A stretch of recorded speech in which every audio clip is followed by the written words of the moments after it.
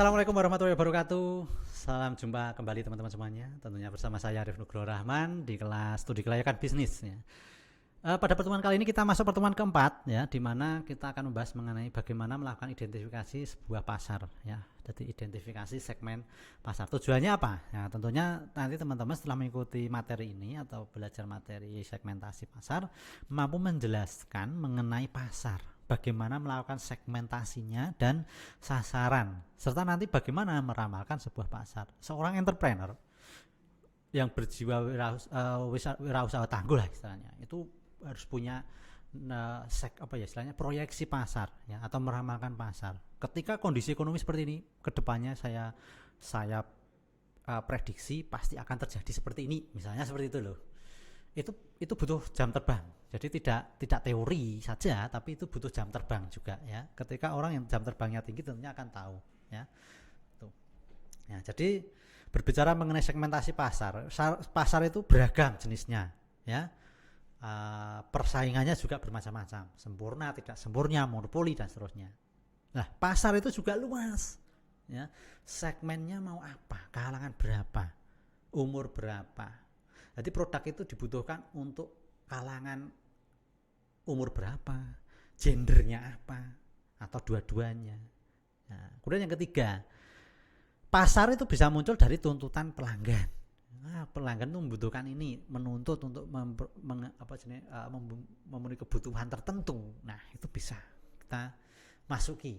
Ya, jadi akhirnya segmen pasar kita adalah orang-orang yang memiliki kebutuhan tertentu dan menuntut, misalnya. Nah, kemudian yang ketiga, adanya kemampuan perusahaan yang terbatas. Nah, ini bisa digunakan sebagai celah ketika dalam bersaing, dalam berwirausaha. Tentunya yang ke-5 itu adanya tujuan utama perusahaan. Tentunya adalah margin, keuntungan.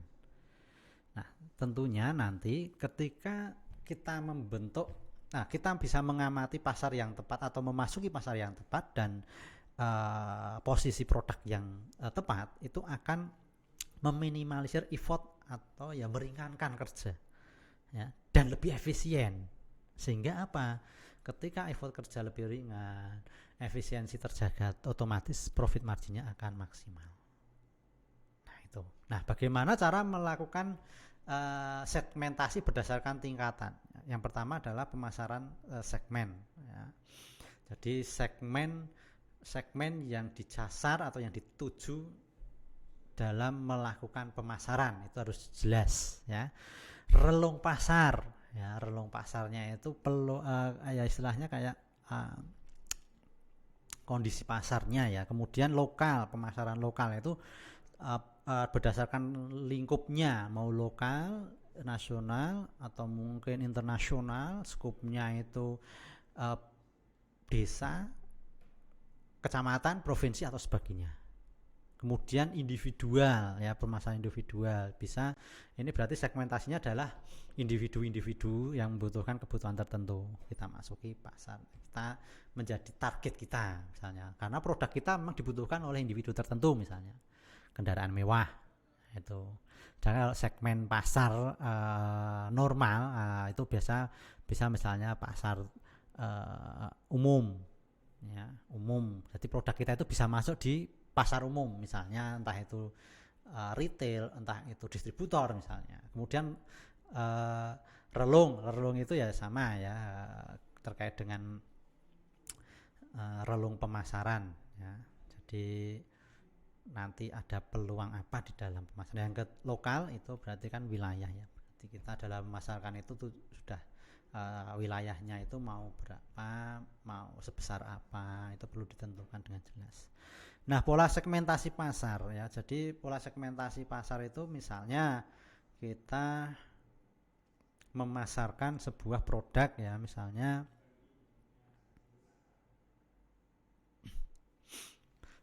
ini pasta gigi.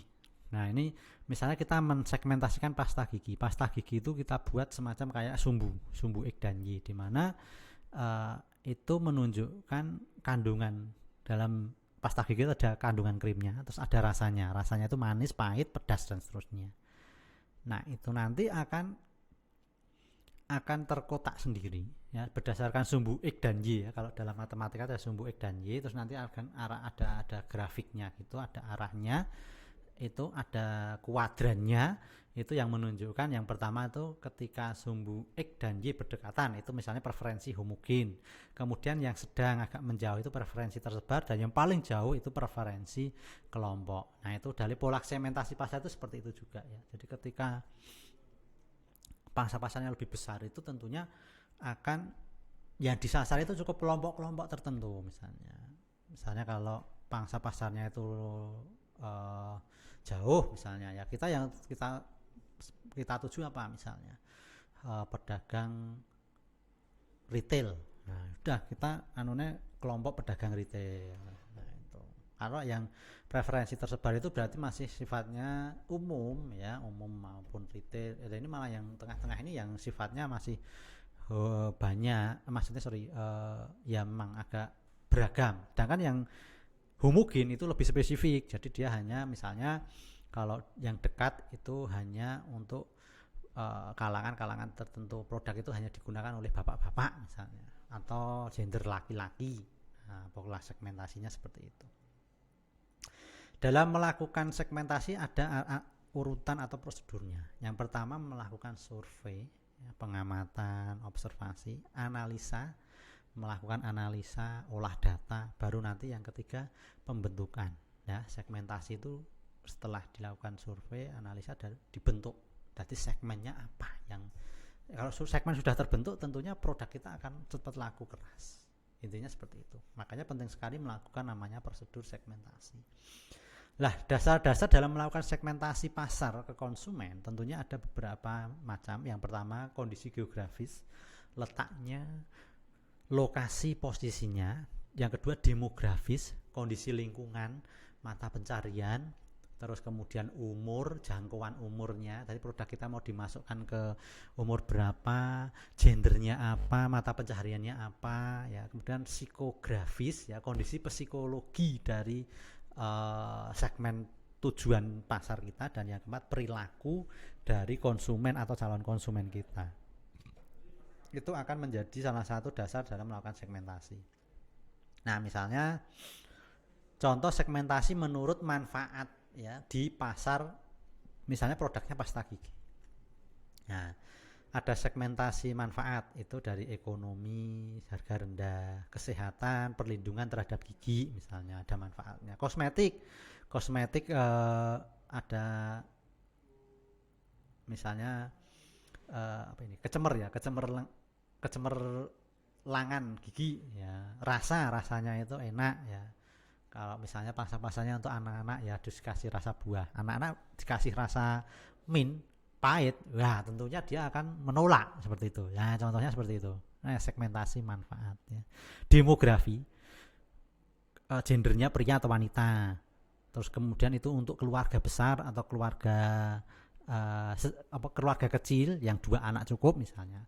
Terus nanti umurnya mau kalangan dewasa, tua, atau remaja, atau anak-anak ya, dan seterusnya. Nah perilaku di sini terkait dengan nanti yang memakai pasta gigi itu bisa menjadi pemakai berat ya. Atau pemakai berat itu biasanya nanti ya kalau sifatnya ekonomis biasanya nanti dia akan pemakai itu kayak istilahnya apa ya, loyal terhadap produk tertentu, produk kita misalnya, itu pemakai berat. Nah, kemudian selain itu mungkin karena itu digunakan oleh anak-anak yang misalnya gigi susunya tumbuh gigi susu. Nah itu tentunya ada perilaku yang beda. Tentunya itu ya segmennya kita ya, produk kita juga harus sesuai gitu loh. Kita membuat pasta gigi anak-anak ya harus anak-anak, dan nanti komposisinya juga disesuaikan. Misalnya rasanya rasa buah, terus nanti itu memang ditujukan untuk apa, anak-anak yang memang gigi susunya baru tumbuh ya, belum berganti gigi dewasa misalnya, belum lengkap.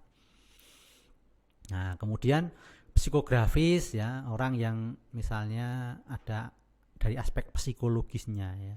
Jadi misalnya dia kalau memiliki pertimbangan ekonomi itu karena dia memang berorientasi terhadap nilai, berarti dia tidak begitu memperhitungkan itu kualitas, tapi yang penting harganya terjangkau misalnya. Nah itu psikografi.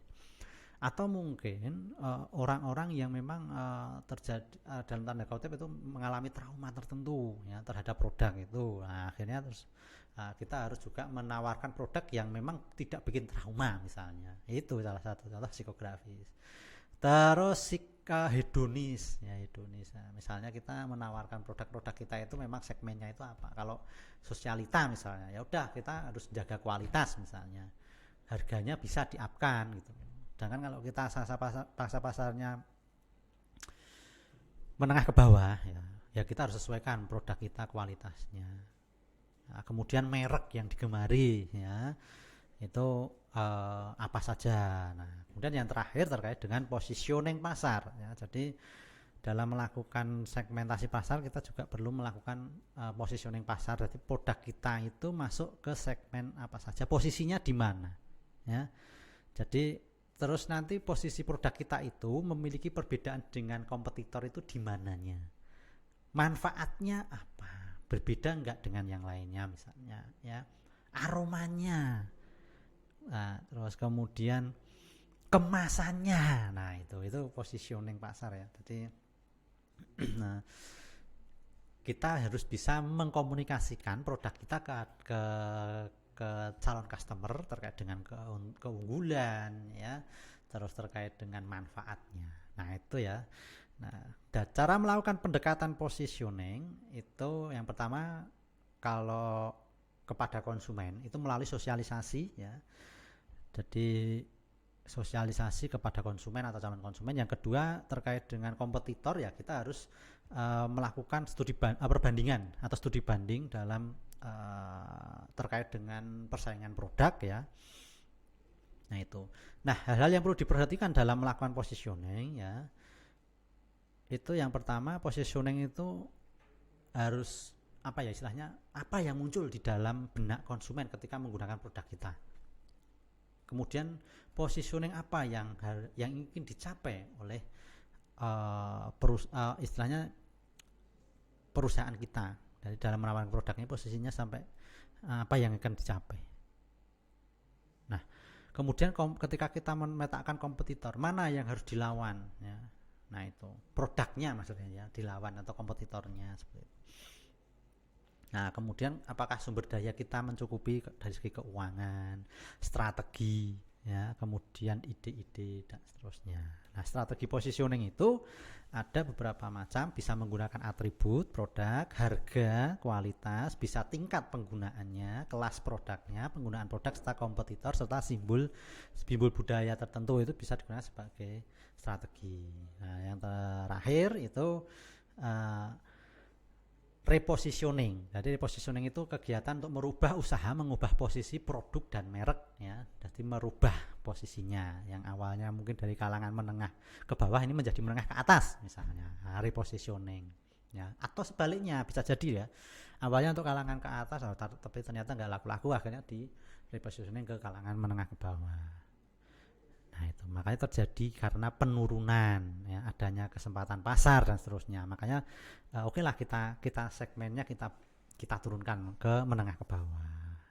Itu. Karena yang ketiga, karena kesulitan dalam melakukan apa ya istilahnya melakukan perubahan mindset konsumen. Nah akhirnya kalau kesulitan ya sudah, mau nggak mau produk kita turunkan.